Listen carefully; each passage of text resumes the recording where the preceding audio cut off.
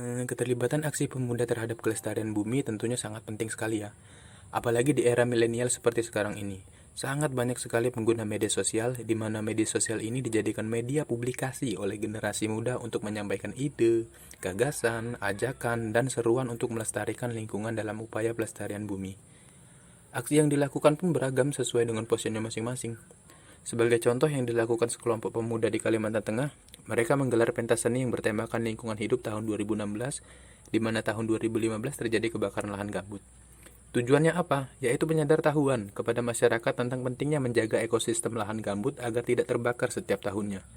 Kemudian ada juga aksi nyata lain seperti penanaman pohon, perbaikan fungsi daerah aliran sungai, dan masih banyak lagi yang lain.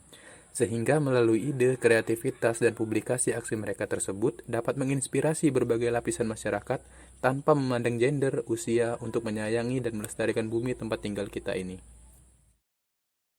Selama ini, anak muda itu kan dikenal memiliki semangat perubahan yang tinggi gitu ya. Selain itu, anak muda juga memiliki ide-ide yang kreatif dan juga kritis. Dua poin ini tentu menjadi kekuatan bagi setiap anak muda untuk turut ambil bagian dalam upaya menjaga kelestarian lingkungan. Dan bumi kita ini teman-teman adalah rumah kita bersama gitu. Maka sudah menjadi kewajiban bagi setiap yang menempati rumah untuk menjaga dan merawat rumah itu. Jangan sampai nih generasi muda justru mewarisi sesuatu yang buruk bagi masa depan anak cucu kita kelak.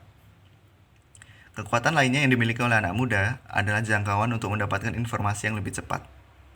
Dalam hal ini, anak muda bisa berperan untuk menyampaikan terkait isu-isu lingkungan kepada lintas generasi.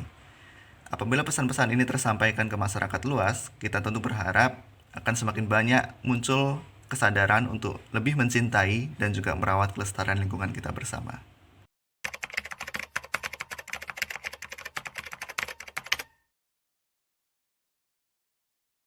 Kalau pengalaman yang paling berharga, yaitu bisa melihat langsung ya sisa kebakaran lahan yang terjadi di tahun-tahun sebelumnya. Kemudian dampaknya bagi kehidupan masyarakat seperti apa dan bagaimana masyarakat berusaha menanggulanginya agar tidak lagi terjadi kebakaran lahan. Sebagaimana kita tahu, kebakaran lahan membuat habitat berbagai macam hewan menjadi rusak, beberapa di antaranya bahkan menjadi hama bagi pertanian warga. Ini disebabkan tempatnya biasa mencari makan itu sudah tidak lagi menyediakan makanan, contohnya gajah, babi hutan, kera, dan lain-lain. Kemudian penggunaan agrokimia secara berlebihan. Penggunaan bahan kimia yang dilakukan petani berdasarkan pengalaman kemarin itu sebagian besar tidak tepat takaran. Permasalahan yang akan muncul dari penggunaan bahan kimia yang tidak tepat sasaran ini, baik pupuk maupun pestisida dan sejenisnya, adalah resistensi hama, pencemaran air, dan berkurangnya tingkat kesuburan tanah.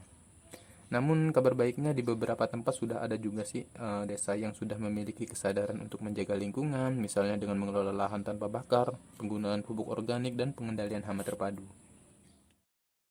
Salah satu isu lingkungan yang paling menarik menurut saya selama saya mengikuti program pahlawan gambut itu adalah mengenai kebakaran lahan gambut. Nah, jadi teman-teman, kebakaran lahan gambut ini sendiri bisa terjadi karena berbagai hal ya. Bisa karena faktor alam, bisa juga karena faktor manusia. Tapi yang terpenting apabila hal ini terus dibiarkan terjadi, bukan tidak mungkin nih di masa yang akan datang kita akan tidak bisa lagi melihat bagaimana sih rupa dari lahan gambut itu sendiri.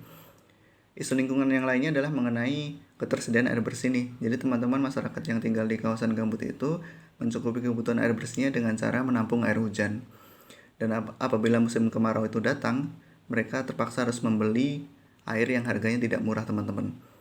Ini tentu menjadi pesan berharga bagi kita semua bahwa kita yang selama ini lebih mudah untuk mendapatkan air bersih, sudah sepantasnya untuk lebih menghemat dan juga lebih bijak dalam menggunakannya. Jangan sampai kita baru mengerti betapa pentingnya arti air bagi kehidupan kita saat kita sudah sulit untuk mendapatkannya.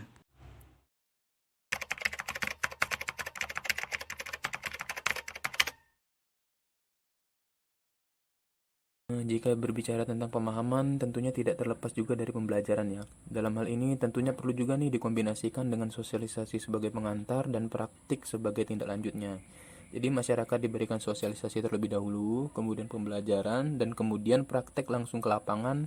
Dengan ini insya Allah saya yakin pemahaman dan kapasitas masyarakat untuk mengelola lahan gambut dapat dimaksimalkan tanpa mengesampingkan kelestarian ekosistem lahan gambutnya.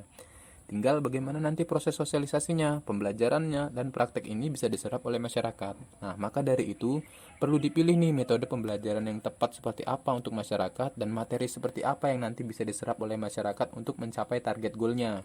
Karena hasil akhir yang diinginkan adalah keseimbangan antara dampak ekonomi dan kelestarian lingkungan, maka materi yang disajikan sebaiknya memuat keduanya dan tidak menitik beratkan pada satu goal target saja. Kemudian untuk metode pembelajaran sebaiknya menggunakan metode pendekatan kontekstual karena akan sangat cocok nih untuk masyarakat yang sudah berpengalaman di lapangan kemudian baru mendapatkan teorinya seperti itu. Ketika saya berkesempatan untuk mengunjungi desa-desa yang ada di kawasan gambut dan ngobrol-ngobrol langsung dengan masyarakatnya, sebagian besar masyarakat mengeluhkan tentang kurangnya pelatihan dan juga penyuluhan kepada mereka yang sifatnya rutin, khususnya mengenai pemahaman tentang lahan gambut dan tata kelolanya.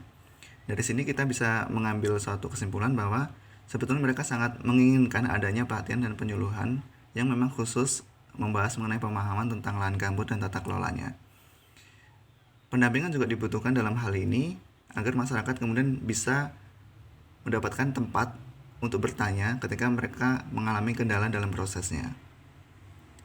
Selain itu, studi banding juga dibutuhkan agar masyarakat bisa melihat dan belajar secara langsung mengenai tata kelola lahan gambut yang lebih baik. Sehingga diharapkan dengan pembelajaran dan pengalaman ini dapat langsung diaplikasikan secara langsung ketika mereka kembali ke desanya masing-masing.